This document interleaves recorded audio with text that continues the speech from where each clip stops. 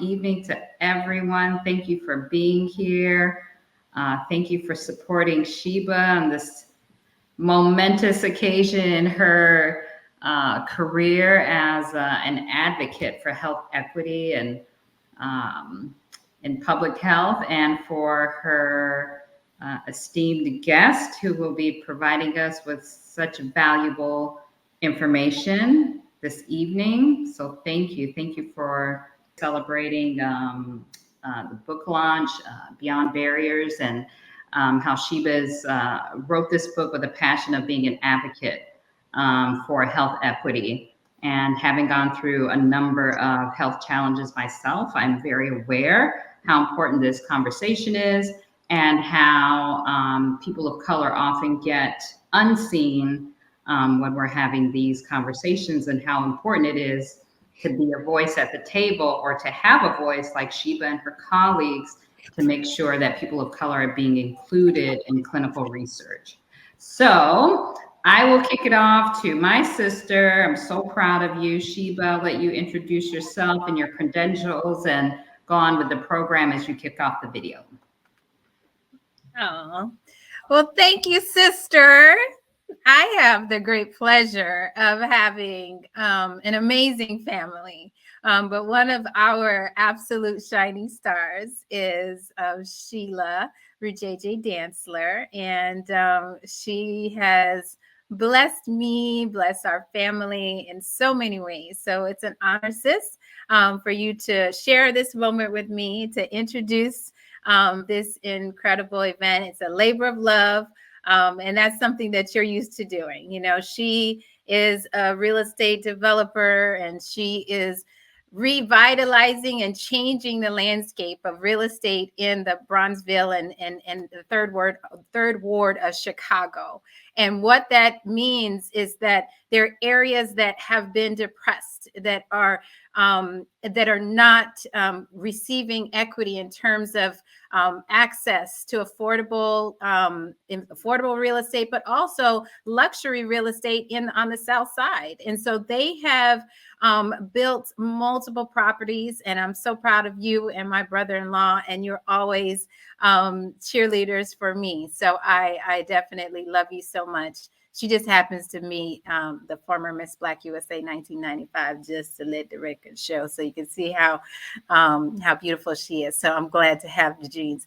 All right. So, but that being said, hello, everybody. I am so blessed. I'm honored that you decided to put in your time on this Sunday afternoon to come together with me, because we are going beyond the barriers. Nobody is going to hold us back from God's given destiny for us. And one of the things is that we got to be healthy, we got to be strong, and we got to be able to come together. So I'm grateful that I have sisters who are able to just at the call, with no hesitation, just say, sure, whatever you need. So with me today is Dr. Janice Johnson Diaz. When I first saw her, she just like graced the room that I was in, and I was just like, I need to know her. And sure enough, she is a woman of power, but she has grace. She has and so much class. And then I have Dr. Adebola Ajayo. What an incredible woman. She was connected to me, and also, you know, from the continent. She's from Nigeria. I'll give you her whole bio. But ladies, sisters, thank you for being with me on this great day. And thank you, everybody else. I want to start the event with a video that really just lays a foundation of why what we're doing today is so important. The world has got to change. I lived in a community that was so prosperous, with doctors and lawyers and politicians. Now we have drug dealers and corner stores that they don't sell anything but the wrong things. You cannot deny the impact that it has on people's health. I have been in West Baltimore my entire life. As far as money, my mother didn't have any money. I don't want to say she was poor. I'll say low income. Poor we were, though. In the 50s, we didn't have many choices as far as healthcare. The healthcare system then was limited. It was not good for us. And medicine costing so much that my family says sometimes, will I eat or will I pay for my medicine? Which one do you, Mommy? Oh, I just love my daughters when they come over and we get together and we cook and prepare meals together. It's healthy meals. When my oldest went to college, she came back with a different diet. Now what happens is if I do a meatloaf, it's turkey instead of ground beef. You know, I make spaghetti, I make chili, stuff like that. It's with turkey and chicken. We grew up, we ate pork. We ate bacon, we ate a fresh shoulder, we ate pork chops. I did not think it was not healthy eating. Right. Because this is what we were accustomed to. I was in denial. I didn't want to face the fact that I was becoming a diabetic. The impact is the fact that my family ended up with heart disease, emphysema, diabetes, cancer. My mother's sister, her daughter died of diabetes. She was an amputee. My mother died of a massive heart attack. And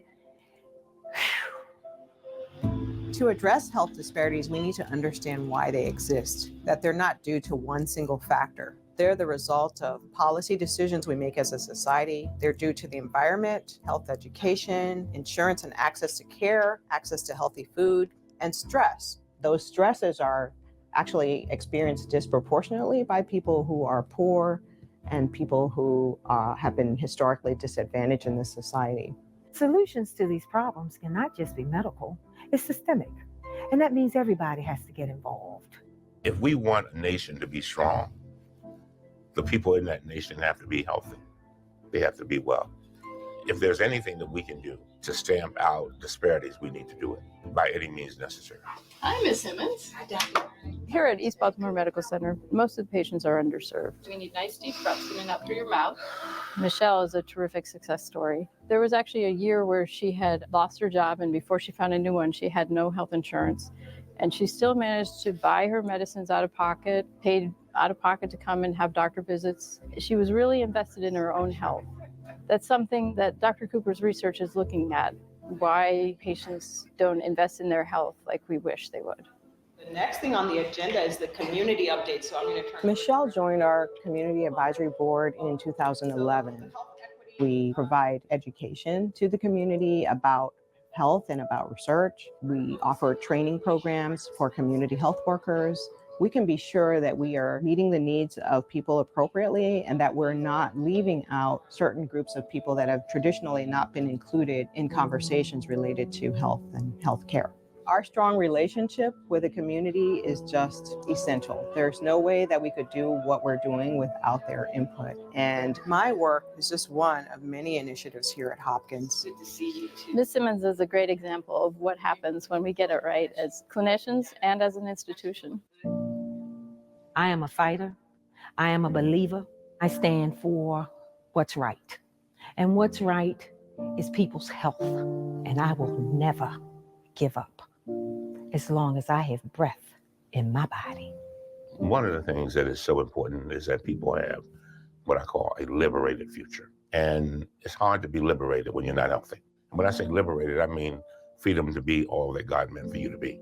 When we don't deal with disparities, then what we're doing is denying people an opportunity to give back to the world. And so we've got to fight it. We've got to fight it with everything we've got.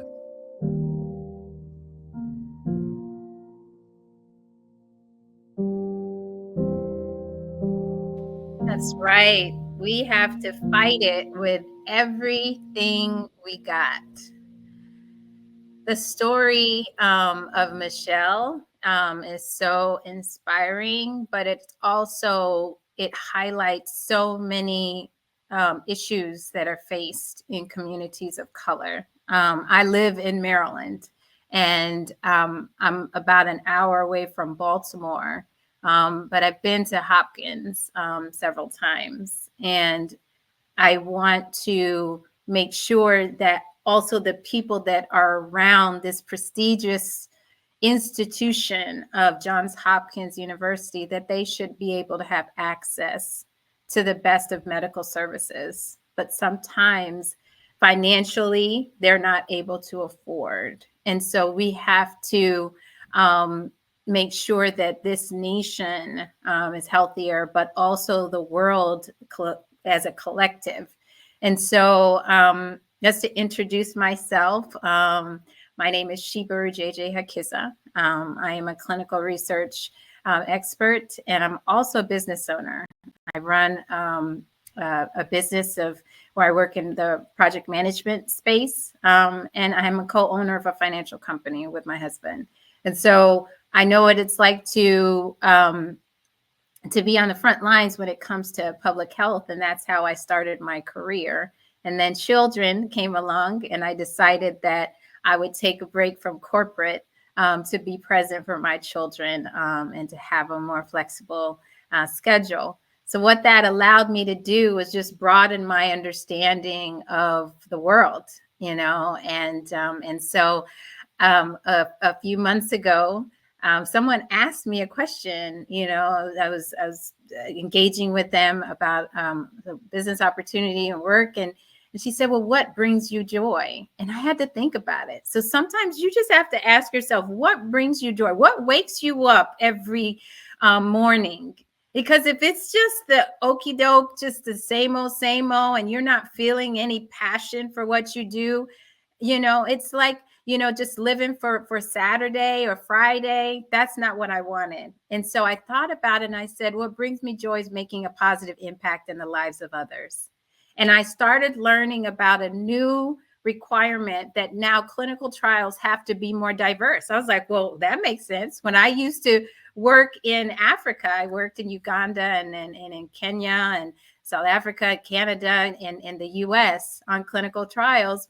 And I wanted to make sure that everybody had access to good medical care. And so that's what the book is about, addressing how now we have support from the federal government that says that, yes, clinical trials need to be more diverse. Healthcare needs to have a different view of all people. And so, so I'm going to just actually present a little bit from the book. But it's Beyond the Barriers, Diversity Action Plans, and it's a roadmap for FDA compliance. That all sounds very technical because now companies have to comply. And that's a good thing for us who are in a space where we want to make sure that there is equity when it comes to clinical access. And so I start this book with a story about our father.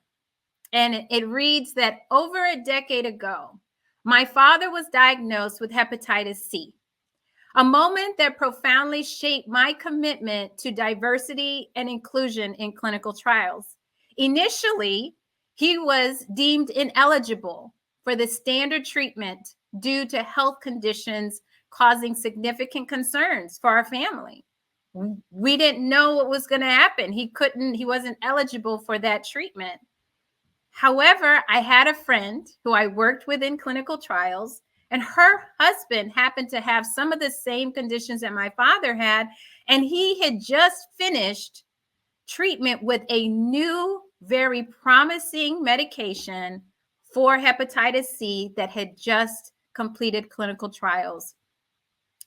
Now, my father's hepatitis C was a different strain of the virus than what the drug was originally approved for. So they were still in clinical trials for his specific type. And so his doctor said, you can take this. We're pretty sure it's going to cure your hepatitis C rather.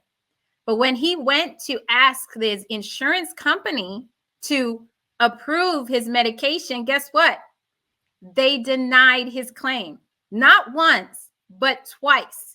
And they said that that drug was being used as for an experimental use. It was an off-label use of the drug.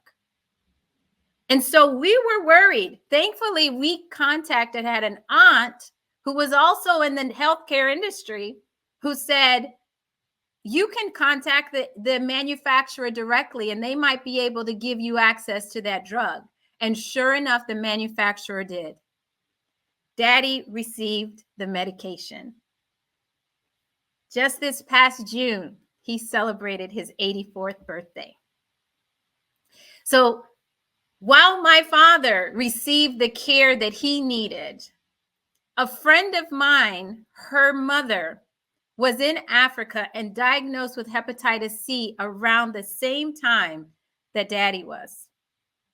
And she did not have access to that life-saving treatment at the time.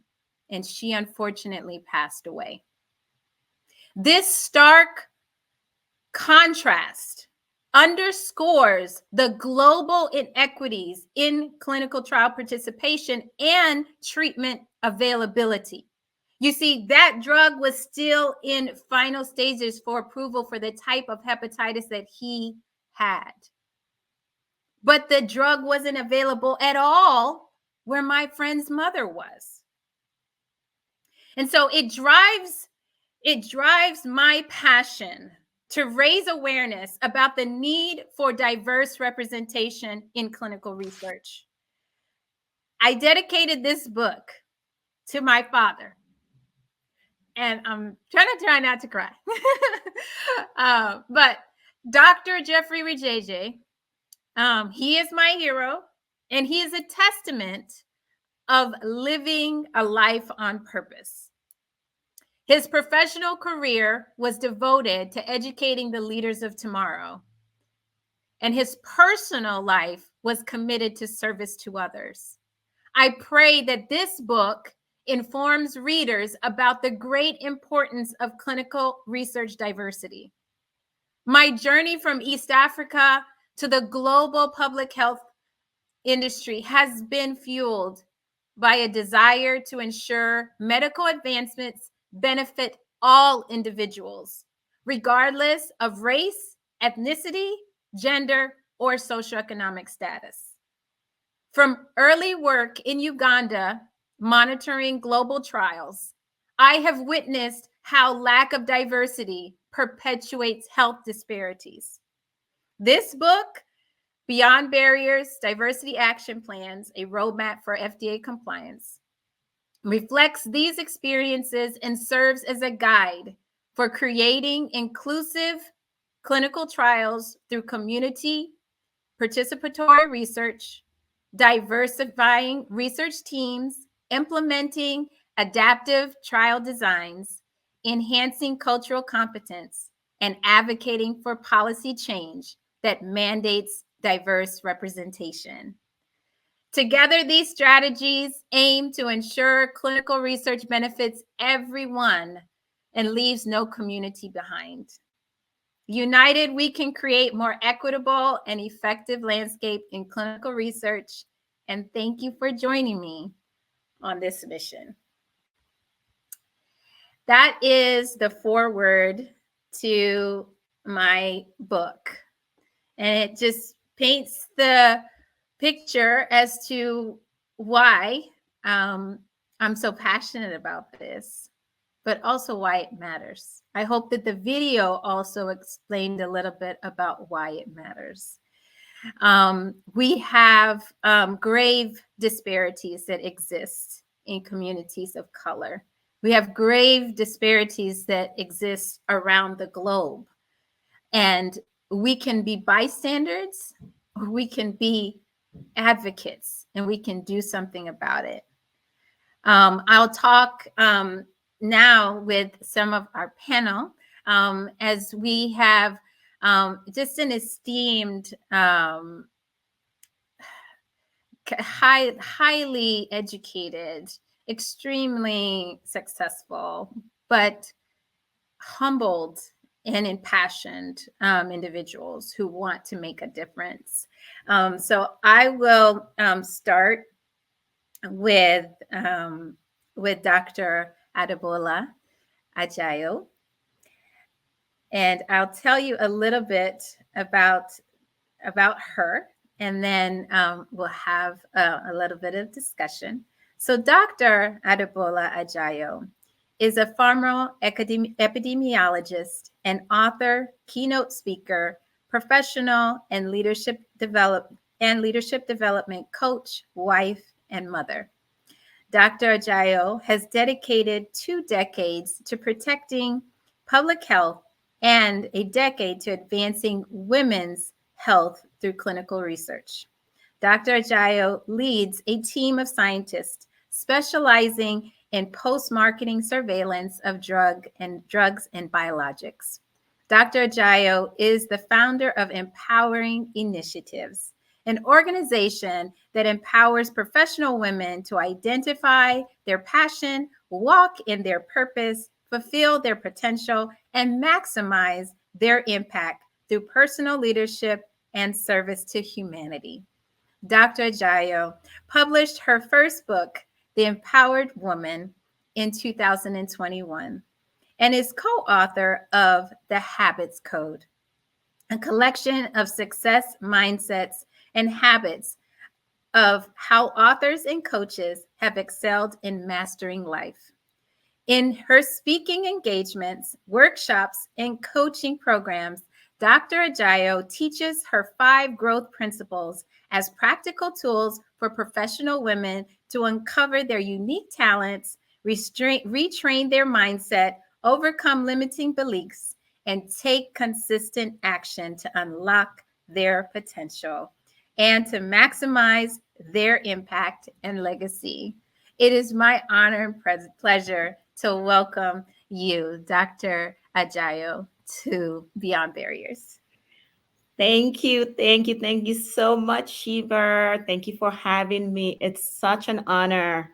Such an honor. And thank you so much for having this important conversation, for bringing it to the forefront, for all of us to engage in this important mission. I'm so excited that your passion and my passion are aligned and that we can come together to really advocate for our people, this important mission. So thank you. Oh, you're so welcome. Thank you. Thank you too. It's such a, like I say, everything is in God's timing, God's will, how he just, brought us together, and just to know that we have not only the background in public health, but also in empowerment of women. And now that doesn't take away from our brothers, uncles, fathers, all of the wonderful men that are in our lives. But we also know that women carry the burden of the village, the community, right? They nurture everyone. So we got to take care of our women and empower them, while also being the rib for men as well. So thank you for the work that you're doing for women's empowerment. And then I would like to introduce the incredible Dr. Janice Johnson-Diaz. And she holds a PhD in sociology from Temple University, specializing in urban and political sociology. Her research on mothers and children, supported by numerous grants, has been published in leading policy and social science journals. Currently, she serves as the Dean of Student Academic Success and a tenured associate professor of sociology at John Jay College of Criminal Justice. Dr. Johnson-Diaz is also the president and co-founder of the Grassroots Community Foundation, a New Jersey-based public health and social action training institute, established in 2011. Grassroots focuses on addressing health inequities through community-based interventions and advocacy, particularly for girls and women in underserved communities. The foundation has led initiatives not only in the United States, but also in Jamaica, Haiti, Ghana, South Africa, and Kenya. In 2021, she published Parent Like It Matters: How to Raise Joyful, Change-Making Girls, with Ballantine Books Random House. The book provides practical strategies for caregivers raising socially conscious children, drawing on her own experiences as a scholar and mother. A champion for public health, Dr. Johnson Diaz leads the Commission on the Status of Women and serves on the boards of the Council on Black Health and Robert Wood Johnson Foundation's Evidence for Action, advocating for systematic changes to improve community health outcomes. Welcome, Dr. Janice Johnson Diaz. Thank you so much for having me. Don't worry, everyone gets to vacillate between Janice and Janice. I'm in Jamaica at the moment, so Janice is working just fine. It is a pleasure to be here. I am excited and I'm glad to be in conversation with you, especially after that forward and thinking about the ways in which our families really shape how we move forward in the world. I'm equally delighted to be in conversation with an epidemiologist. Like I said, I sit on the board in the Council on Black Health, and I work with Dr. Melissa Witt-Glover, and she's an epidemiologist as well. So I get to be surrounded by epidemiologists. I'm always astounded by their overwhelming knowledge. And so this feels like a great space. Also, you have your sister here, and family roots us and allows us to be able to grow. So I think this promises to be exciting. I want to be one of the many that says congratulations on producing a book. It is a labor, sometimes of love, sometimes of distress. So I think it promises to be quite wonderful. And this is, the start of something wonderful. So thank you for having me. Oh, it is absolutely my honor and pleasure. So, and you're in Jamaica. So it's for you also to take the call, when you're with family and you're back home. So that also means a lot. So I do appreciate you, sister. So the first question that I want us to start with is, what is the state of diversity in clinical trials? And maybe I will ask Dr.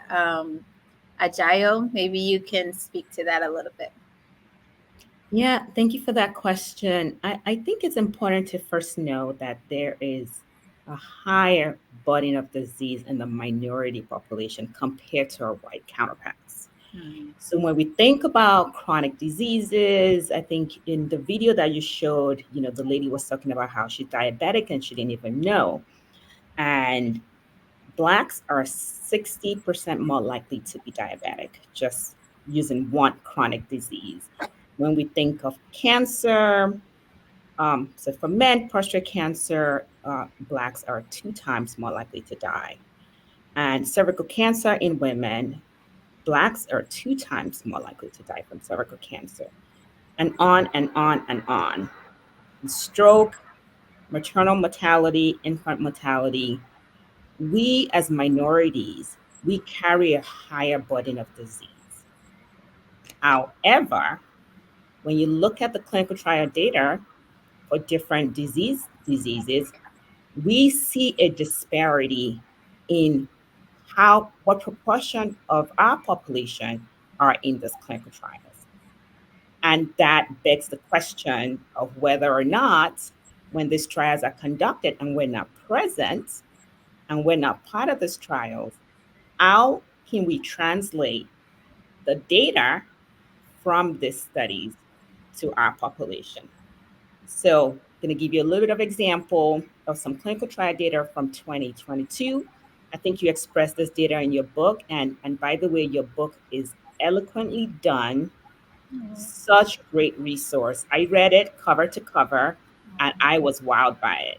And just some of the examples you gave in, I think it was the cancer study, some of the cancer studies that shows that Blacks are less likely, 20 to 30% less likely to enroll in clinical trials in cancer research than whites. And the Alzheimer's studies that you talked about, which also showed that majority of the population is white, even though Blacks are twice more likely to develop Alzheimer's disease. So this data is important and it really highlights to us that we carry a disproportionate burden of the disease, but we're not represented in these trials, and that is a big problem. And so I think the diversity action plan that just came out, the draft version that just came out, is the first step in the right direction. It's the first step in the right direction to ensure that applicants that are sponsoring these drugs, that are developing these drugs, ensure that every segment of the population is represented in their trials so that we are able to translate that data into all the different populations. Because we can't assume that because it works in white people, that it works in Black people or Hispanics or Asians for that matter. Absolutely. I mean, you're so right. Thank you for sharing that.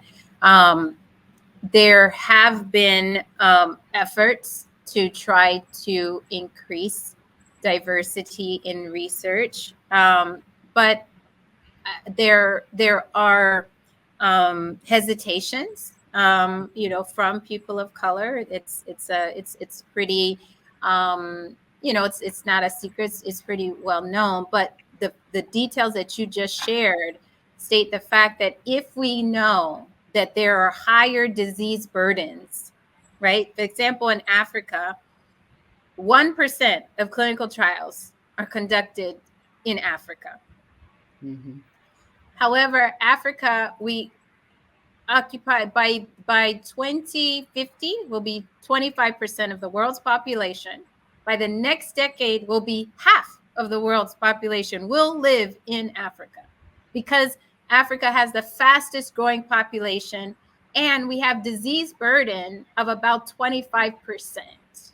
So we are not being properly assessed in terms of what new treatments can be able to best work in a ever fast growing population.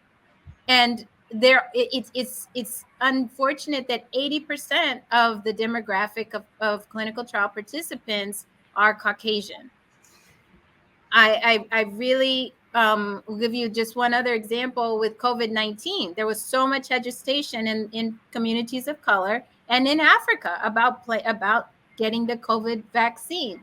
The first phase, the first wave, I think, was alpha virus, wasn't as impactful for Africa, but the Delta variant was very deadly in Africa. But only 3 clinical trials of COVID-19 were done in Africa. And so we need to advocate for more representation in this space. And so when we talk about why we see that underrepresentation can affect health outcomes, one of the things that were mentioned in the book, it talks about hypertension, how a study found differences in responses to hypertensive drugs between African Americans and Caucasian counterparts. So there has been a little bit of back and forth as to should you only prescribe this medication if someone's African American. The fact that there was a study that actually had enough of a population to see that there was a difference, that is what's most important. Because if there weren't African American participants in the study, we would have never known that there are different responses to hypertension. And how many people on this Zoom, on this webinar, know somebody with hypertension? I think all of us, and you might even have it yourself. So wouldn't it be important to know that there's a difference in how your body responds to a medication? So that is the reason why underrepresentation of minority groups, African Americans or Black people, only represent about 7% of clinical trial participation, but in the United States make up 13% of the population. That is a very unfortunate statistic. So another question that we have is, what are some misconceptions of clinical trials within underrepresented minority groups? You want to maybe I assume that one is for me. there's so much to be said. I want to be really, really clear in with the audience about the role of race here, because again, as a sociologist, it is very important that people understand that we are not promoting or suggesting that there are biological differences at the chromosomal level between the groups we marked as Black, the groups we mark as white, the groups we mark as having other racialized selves. That is not the case. So race-based medicine is a bad idea. Assumptions about differences between us at that level is not appropriate.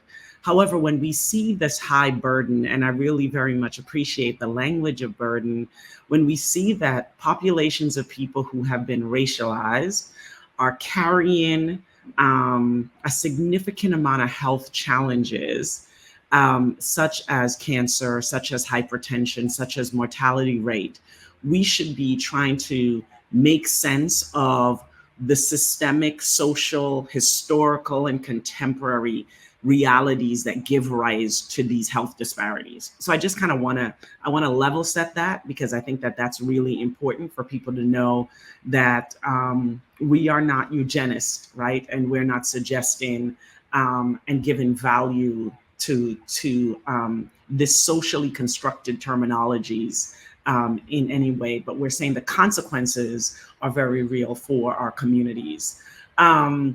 I think it makes sense to me that people who are racialized here in the United States and across the globe would distrust institutions and would distrust big pharma.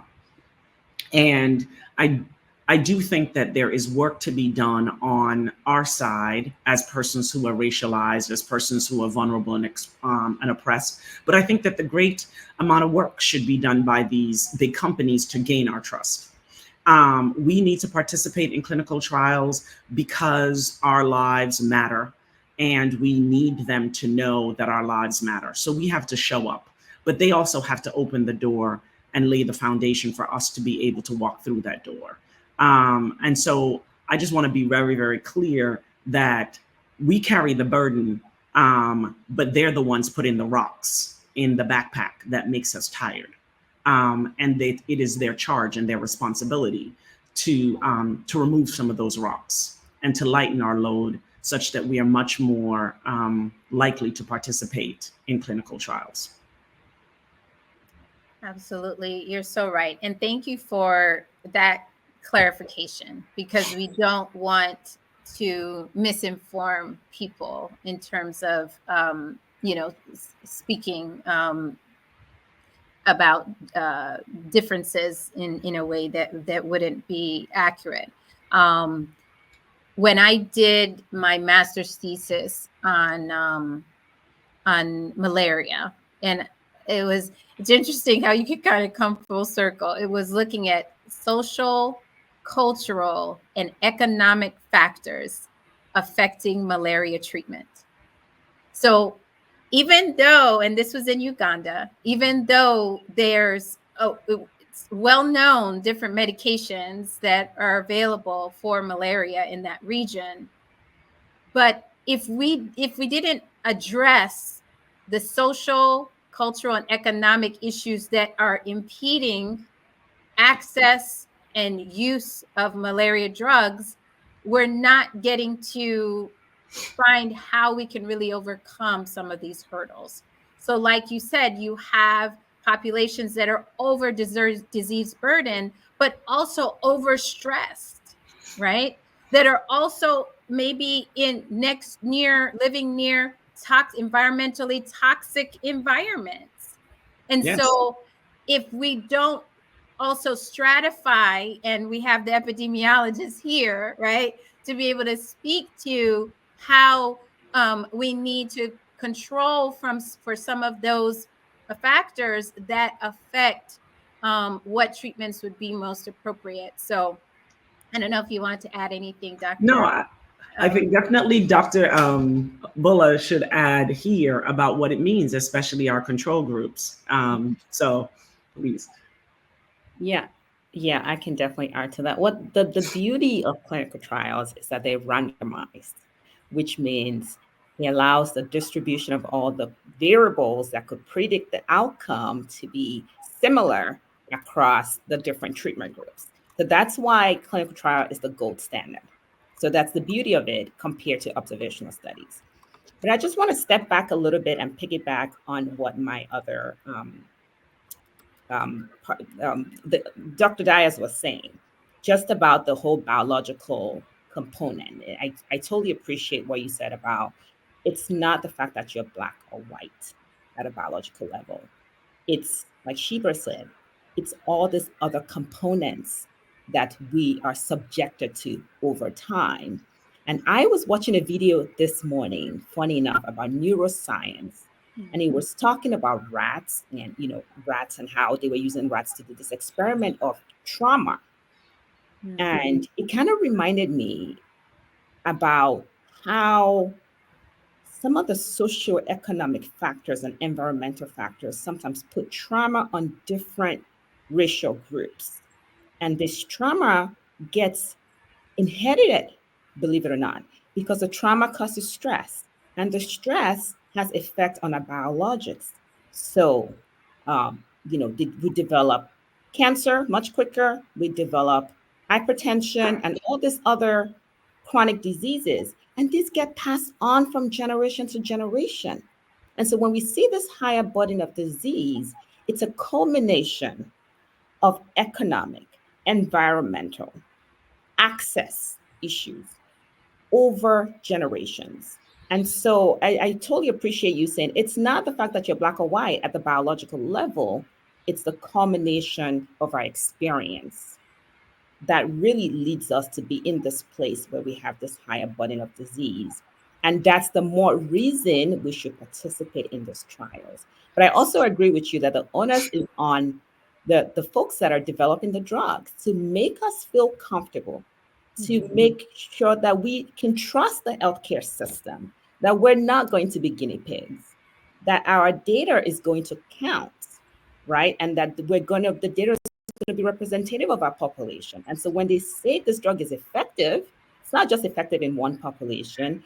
The data is stratified, you use that terminology, by race and sex and age group. So we can really see how this drug is doing in these different populations.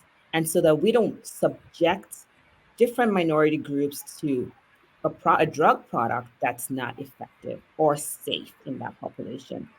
In my day-to-day work, I do a lot of post-marketing safety surveillance. That's big English to say when the drug is on the market, we continue to look at the data. We continue to look at the data to ensure that the safety of the drug is not compromised. There are some safety issues that may be observed preclinical, like or in clinical trials, but we don't have enough of the different populations to really see if it's significantly different. And so we follow those drugs into the post-marketing environment to continue to monitor the safety issues. And I think it's really important. One of the importance of this this guidance that we were just talking about is that even in that post-marketing setting, it's important to stratify that data. You would be surprised in some of this data that we used, the race is not adequately captured. And if race is not adequately captured in these databases that we're using to monitor the safety, well, guess what? We cannot look at the differences by race if 50% of the data is missing a racial category.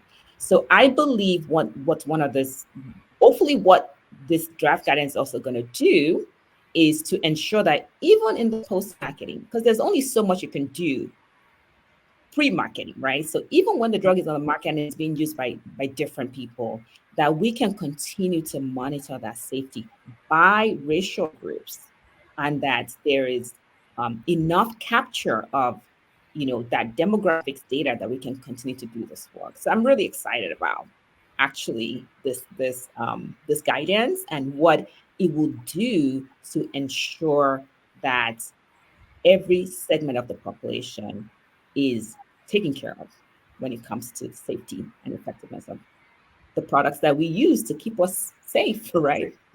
Absolutely. Absolutely. And I think that, when you spoke about the honest, both of you talked about the honest being on, big pharma, to make efforts to reach out, to build trust. And in the fact that you are your team and the work that you do is even after a drug is approved, there's still ongoing safety surveillance. So there's so much misinformation, right? There's so many things that have just deterred people of color and and other diverse communities from participating in research. Now, also I want people to know that every clinical trial is not testing an investigative product. There are some longitudinal studies that are to just be able to see how a certain segment of a population, how they progress. So you might see some things on maybe on social media or so forth that talks about they're looking for volunteers. Don't assume that they're just trying to inject you with some medication that can hurt you. No, these have been tested before they can get to a human population. But if we don't have adequate representation, it is significantly affects us, the decision makers, in making good medical guidance. So let's talk about a little bit some of those misconceptions and how we can address them so that people can feel more empowered, that there is a collective responsibility to get involved. So anybody want to speak to that? So I think it sounds trite at one level, but a lot of this is about education. It's about knowing. And I think that there are multiple forms of knowing. I think that one of the knowing is knowing what we mean when we say race. I think for many of us, especially those of us who are from racialized communities in the United States, and now because of the democratization of media and the fact that many of the things that are said in the United States are spread across the globe, is that people do think about race as biological, and that people do not see it as necessarily a historical attempt to create hierarchies in order to allocate resources. So I think people have to get really educated on some of the basic terminologies that we use. I think some of the other terminologies in that same conversation is the distinction between genetics and race, right? A lot of these things that we are talking about when we say, we've got to take consideration and stratify, which is to put into different types of group, is that we're talking about really very, very specific genetic markers, very ancestry things, right? So why do people who live in the Caribbean or on islands are more likely to have sickle cell anemia, right? Like these are mutations, these are variations of bodies across time. So I think people need that kind of education. The other forms of education is the education of medicine, like the distinction between what we might think of as public health versus medicine. I think many of us confound, think that they're interchangeable terms. A lot of people go to medical school and learn the business of medicine. They learn how the body operates in its ideal state and its an infirm state, but actually really do not learn about public health, the kind of broader socio-environmental and political causes, the determinants of health issues. More and more that's growing, but that's not the standard. We must also remember that who becomes a doctor are people who are from communities that have lived with bigotry, have been trained to be bigots themselves, and they bring that bigotry to their work and to science, right? And so we see that present in artificial intelligence of why certain skin color is able to access the water fountains and others are not. So I think that there's a clear, there are different tiers. I think the final tier is, what are some of the questions? People need to know what questions they need to ask, as well as where they need to go if they want to participate in a clinical trial. So yes, I want to participate. What should I know? What are the legal boundaries? What is the highest gold standards? What can I expect in return in terms of those things? And I mean, in many respects, I just want to punctuate a kind of thing. The reality is, if you are from a vulnerable population in the United States or abroad, it makes sense for you. You are not crazy to distrust this entire thing. But the response to distrust is not non participation. The response to distrust is becoming informed and holding accountable the systems that are in place.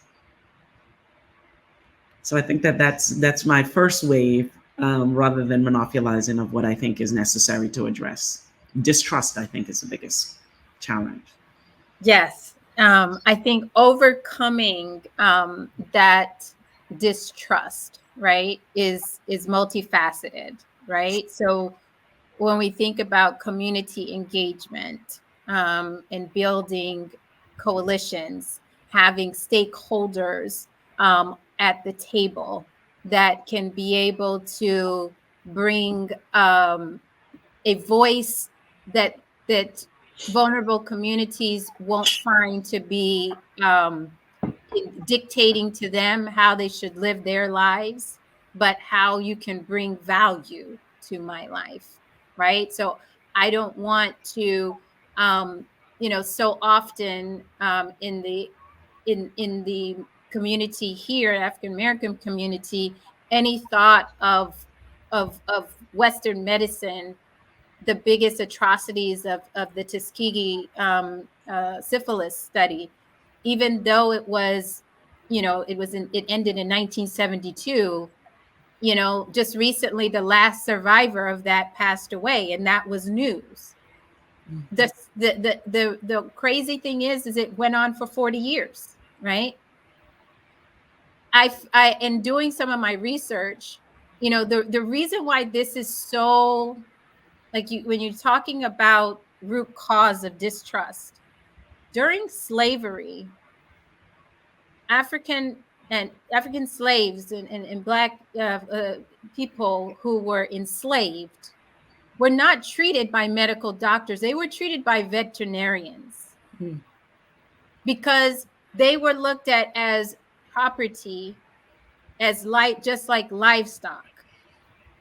And so to switch that mindset that we are human beings who should be respected and our bodies feel pain just like any other body, that you have to overcome centuries where the certain bodies were demeaned and not valued.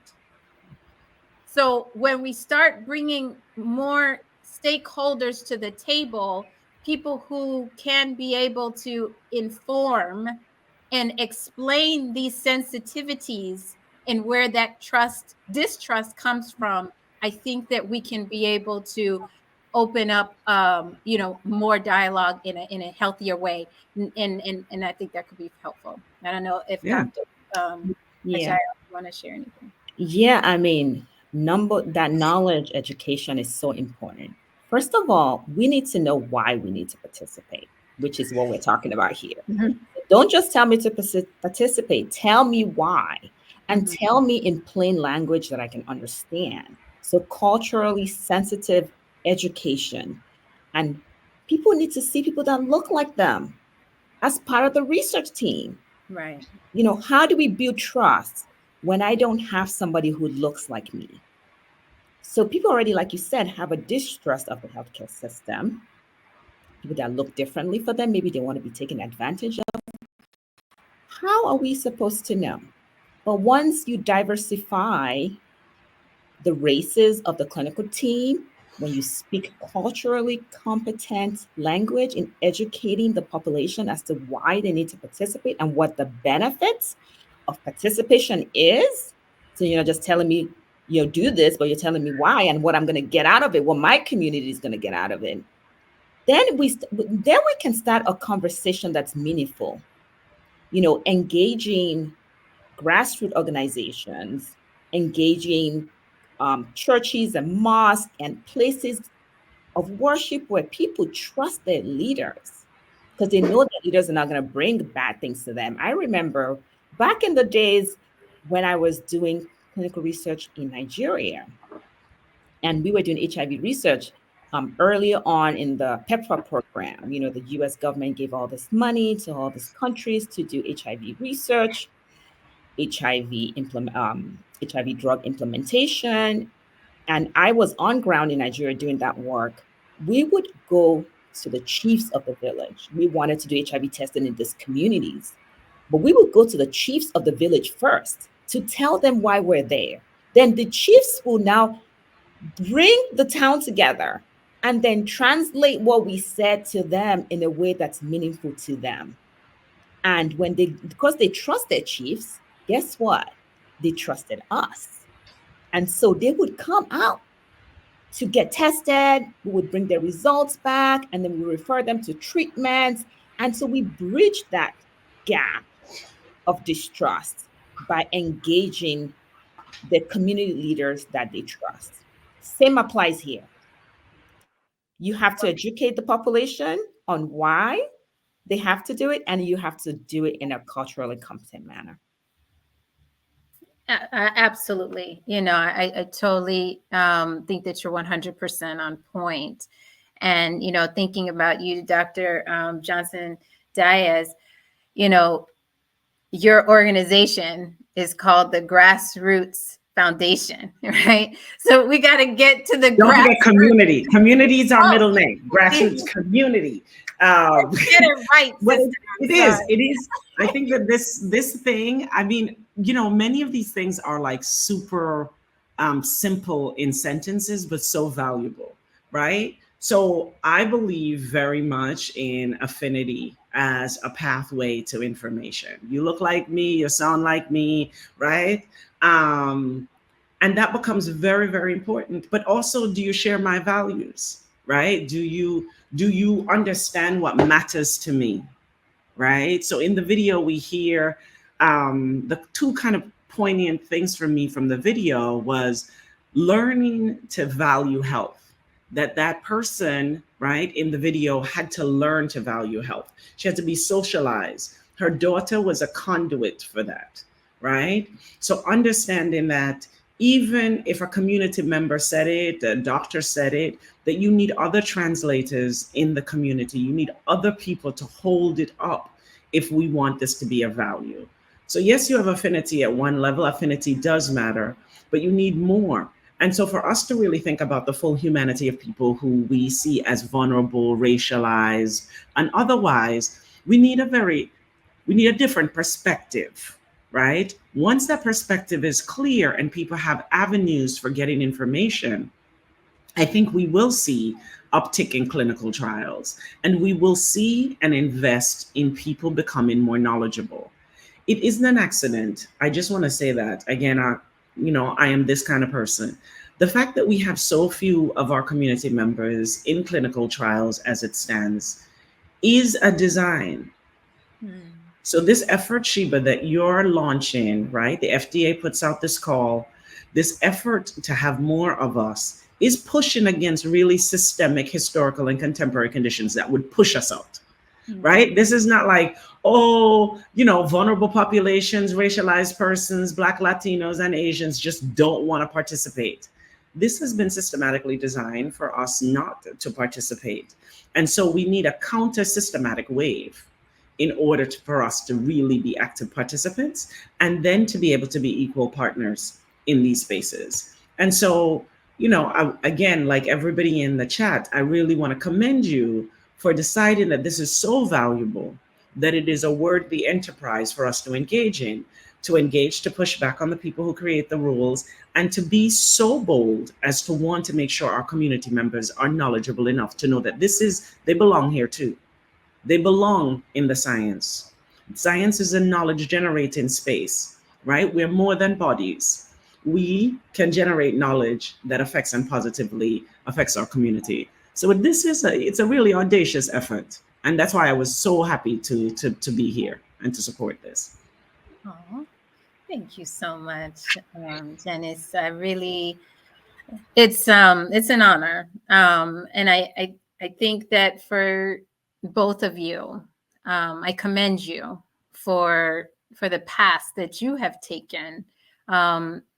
Professionally, yes, you know, you are experts in epidemiology, sociology, and are able to provide significant value, but also your presence also speaks volumes, that you are coming to the table to help drive policy and decisions and impact us. Some of it might be indirect, some of it might be direct, but your value is not to be underestimated. It's your presence in those circles is part of that. We want to bring more young people into this profession so that, like she said, we can have that trust can be built. But we also have to acknowledge the fact that you also are looking back, right? You're not just solely forward in your corporate pursuits for advancements in your career, but you actually also have nonprofit organizations that are doing some of this work that we talk about that you want to see more of, right? The community engagement, the empowerment, working with girls. So just as we close, because we've had a very technical talk, maybe just a little spiel about the incredible work that you do outside of your doctor hats. And I do want to say also for you, Janice, I see Marley is on the line. She is a star in her own right. That's your daughter. And just congratulations to her. She's an author of books, and that just really just speaks volumes. So maybe talk about Grassroots Community Foundation, and then also Bola, you can speak about empowered initiatives. Well, there's nothing like having your daughter on the comments. For those of you, I think in the bio, you heard that I sit as a dean at John Jay, which is a part of the City University of New York system. But in 2010, at the end of 2010, when Michelle Obama launched the Let's Move initiative directed at childhood obesity, I was in a good position, a favorable position to think about what were some of the core strengths of that program and what were some of the things that I thought ought to happen. And for me, much of that dialogue did not explicitly address issues related to those persons who are economically constrained and live the identity of women and girls, and particularly those who are Black. And so I wanted to fill what I found to be a very necessary gap. And so I found the Grassroots Community Foundation, and with support from the artist known as Black Thought from the band The Roots, together we were able and have been able to do work that really prioritizes women and girls and their health and well-being. The organization has since grown. Black Thought is no longer our chair. But the mission remains a very simple one: to create a world where all girls grow up to be healthy women. And to do so, we have 4 areas of interest: girls' leadership development, menstrual equity, literacy, and mental health. And in that process, I am an educator, so I do a lot of work that seeks to educate our community. And I see you, Sterling, on our page. We're guided by this principle of Ma'at, which is a principle of justice. And in everything that we do, that work, we have distilled the 62 principles down to these 4 basic laws: truth, order, balance, and reciprocity. So we seek to use truth to make sure that the mythologies surrounding all of these 4 issues and our girls are debunked. We use the principle of order to make sure that we have an understanding of when is the time and the place to intervene. The principle of balance, such that we can weave these matters into our everyday practice, and always the principle of reciprocity to make sure that we share what we understand and know about our communities.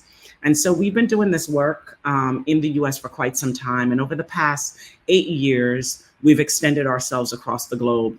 I wrote this book, I did a lot of talking. And so people wanted to know how they could bring the work to them. And so that work has now taken place in Jamaica, Ghana, South Africa, Kenya.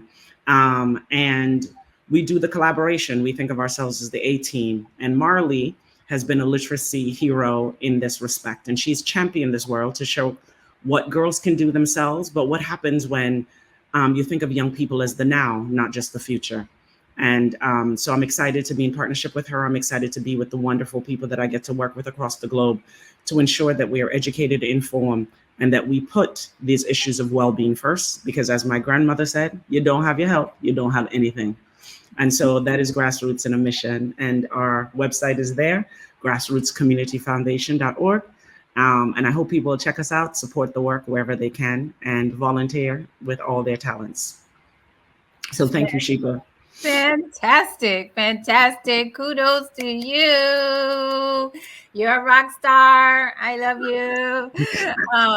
And now, Dr. Jayo Bola, share with us about Empowered Initiative.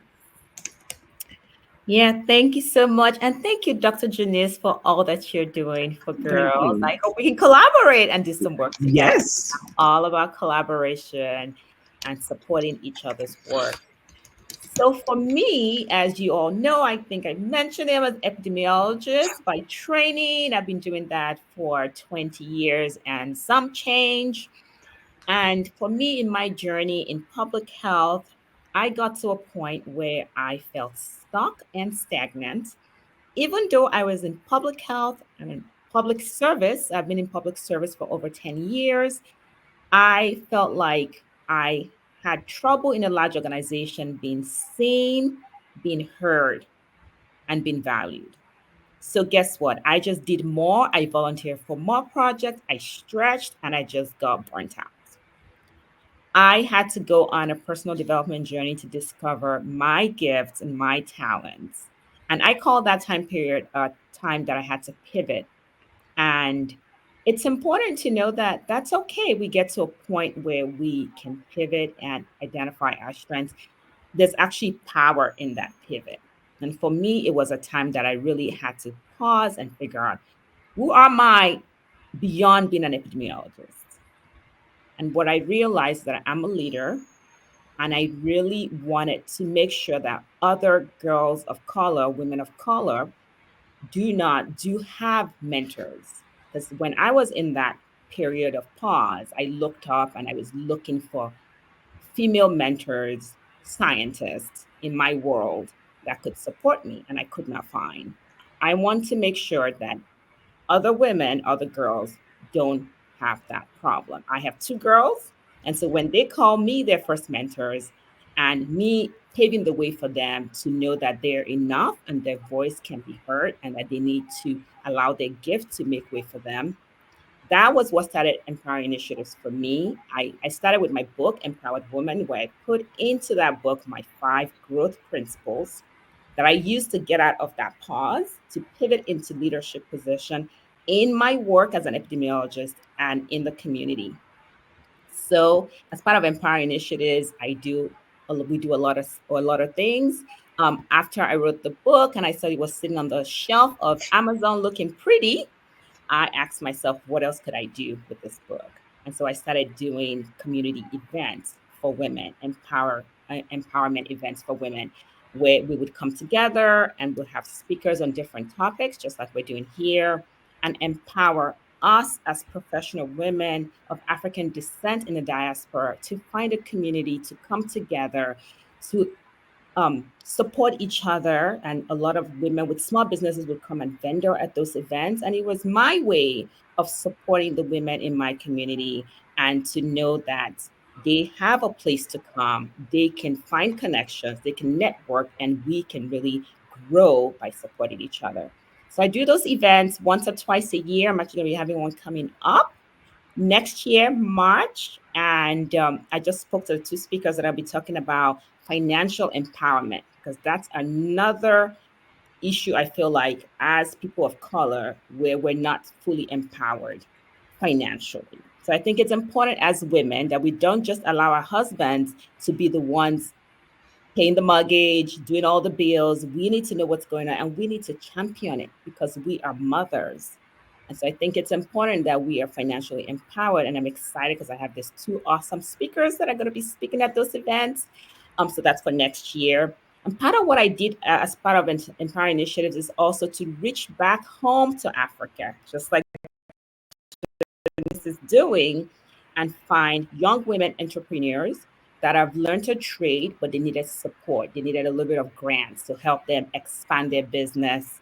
And so we've been doing that for about 2 years now. We would support 2 to 3, we're starting small, 2 to 3 women a year that can help expand their business. So I'm happy to report that that work is ongoing.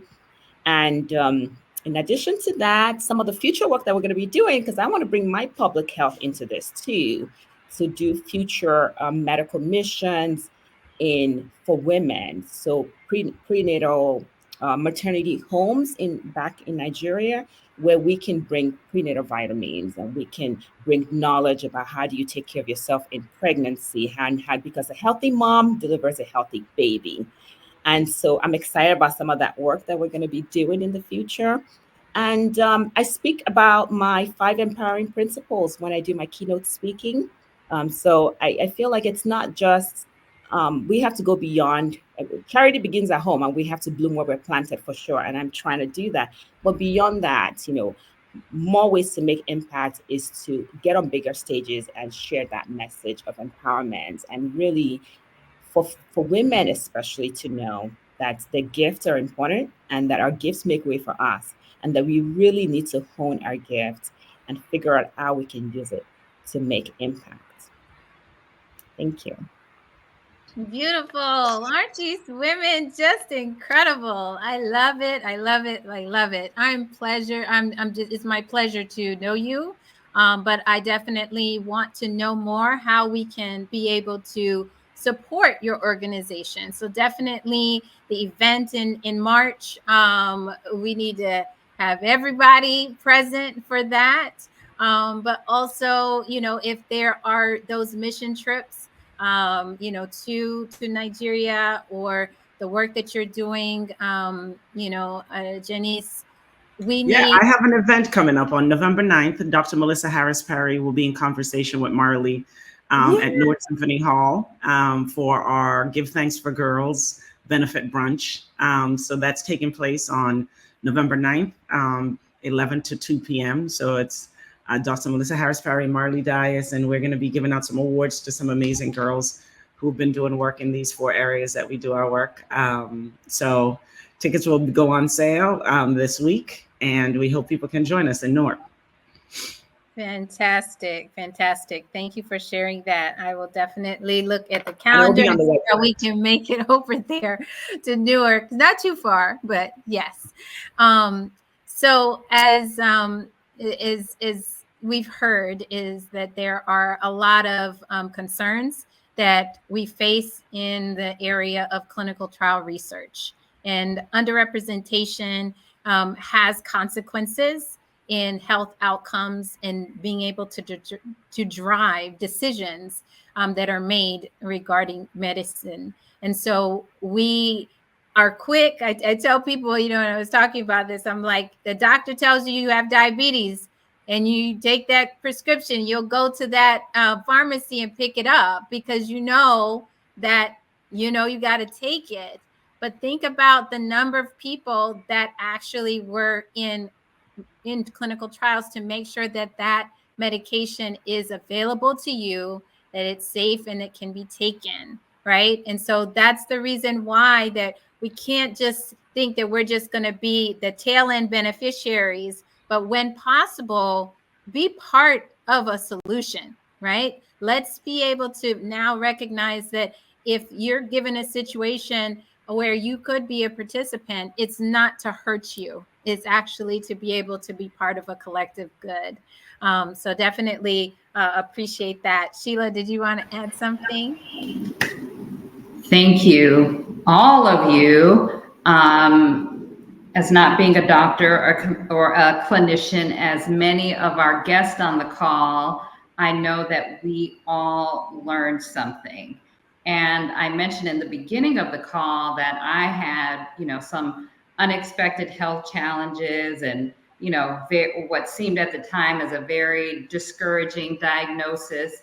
And I remember my doctor asking me to participate in a trial.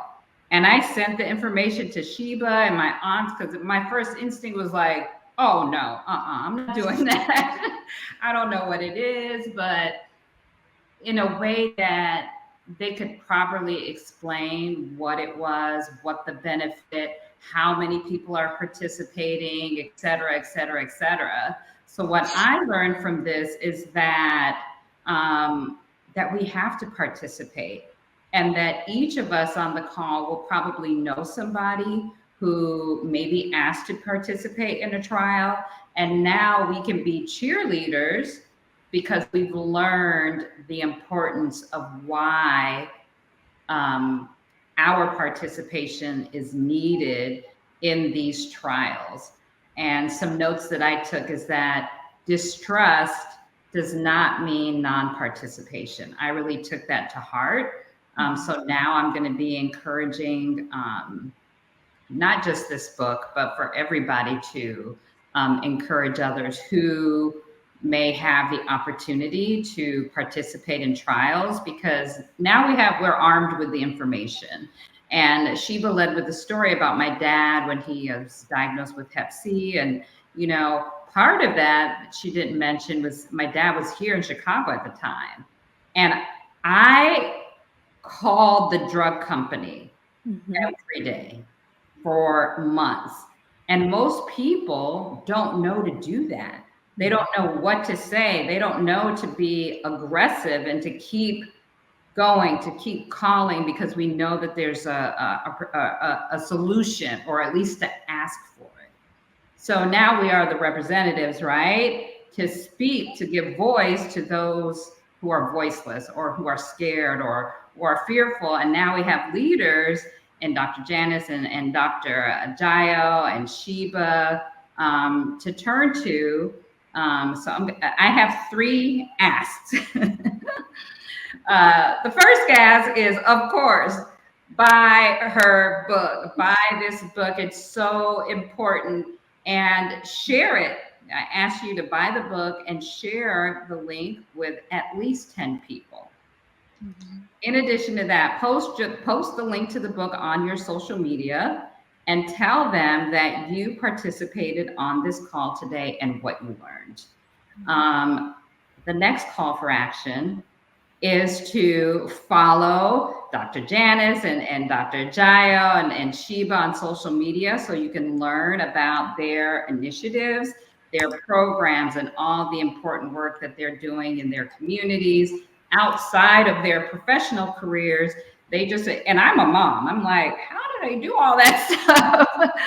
So any mothers looking like, these women are able to get on this call, they have their main work that they do, their profession, and they also have these non-for-profits and community work. I applaud you. I thank you as a mom of a 13-year-old girl. The work that you're doing for community, for leadership development is so important. So I encourage all of you, number 1, purchase the book. 2, share the book. 3, share the book on your social media, and also follow our esteemed panelists so you can get all their information and participate in the work that they do. Sign up for Sheba's newsletter. You're going to get a follow-up email after the call. So that means that there's a call for action. I'm reading the chat and everybody's saying, congratulations, Sheba, we're so proud of you. We are proud of you, but everybody on the call needs to purchase the book. Thank you, Sheila. Thank you all.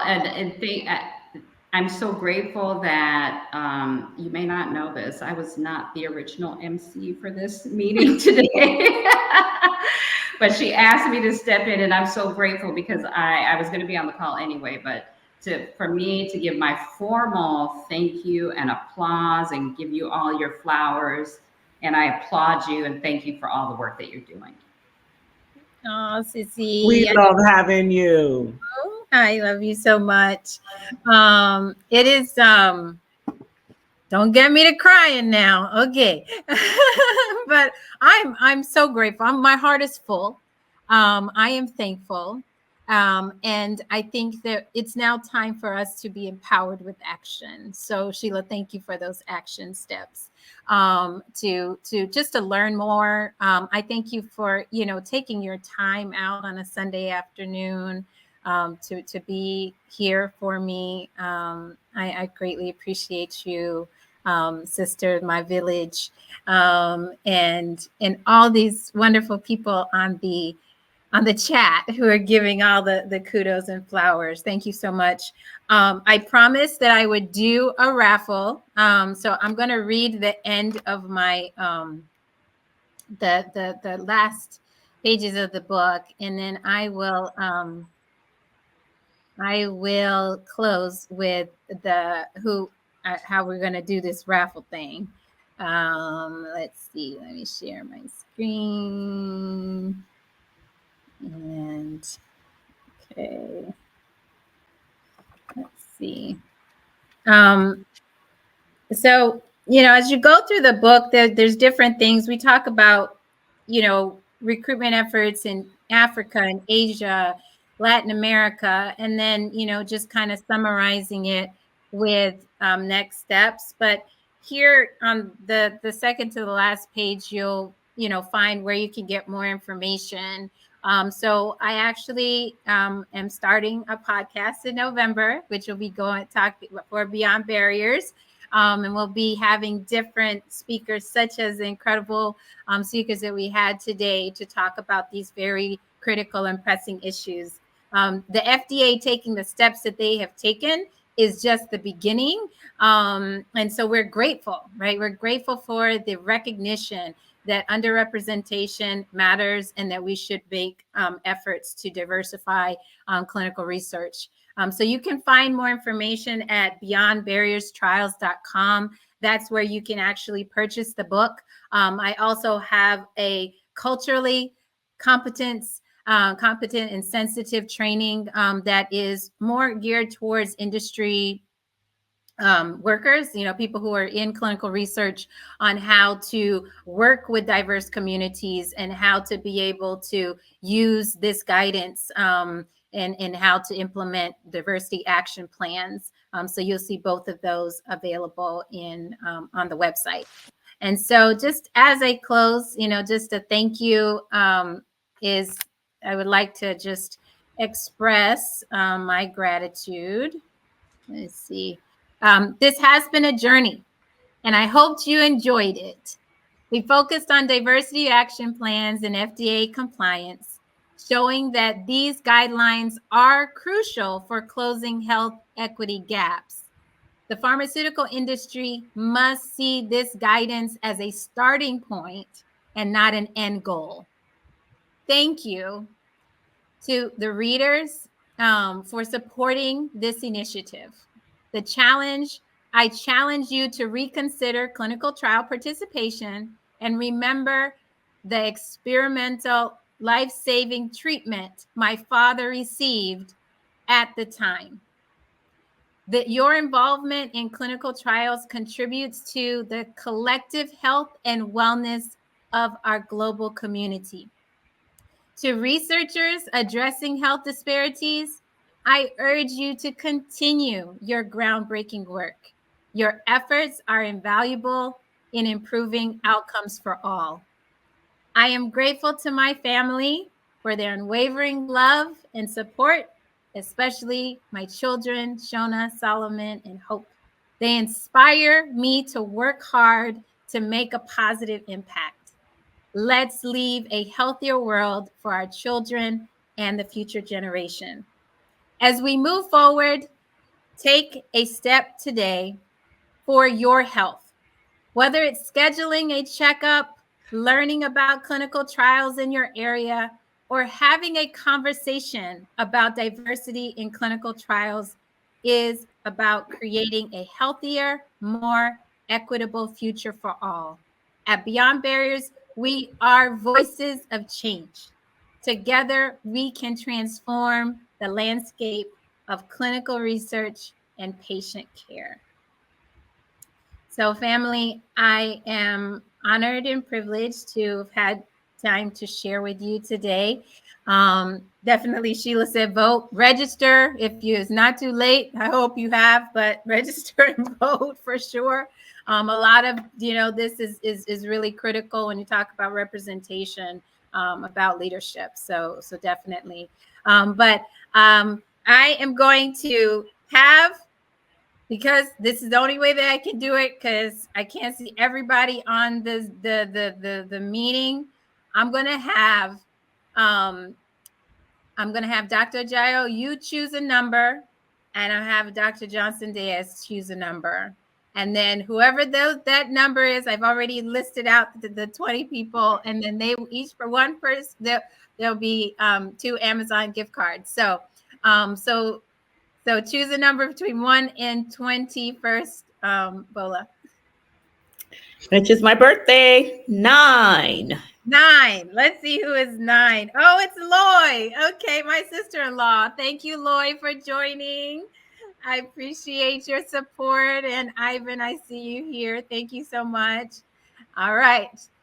Next number. 11. 11 is Annie. All right, Dr. Annie Lashway. She's also a very powerful woman. She works with autistic children. She has her own practice. I love her. She's amazing. So both, thank you, Loy, for being here. Thank you for your support. And I will get an gift card to both of you for you being here. But family, I'm honored. I'm privileged. May God bless you. May he keep you. May his face shine upon you and be gracious to you. And may you be blessed. And I'm thankful for you to be here to celebrate this moment with me. Have a wonderful night. Congratulations, congratulations, congratulations. Thank you. And there's somebody that is behind the scenes that we love, and we're thankful to him too. We're very thankful to him as well. Have a good night, everyone. Have a good night. Good night. Buy the book. Buy the book. Nice to meet you, Dr. Janice. It's nice to meet you. Have a great night. Thank you too. Take care.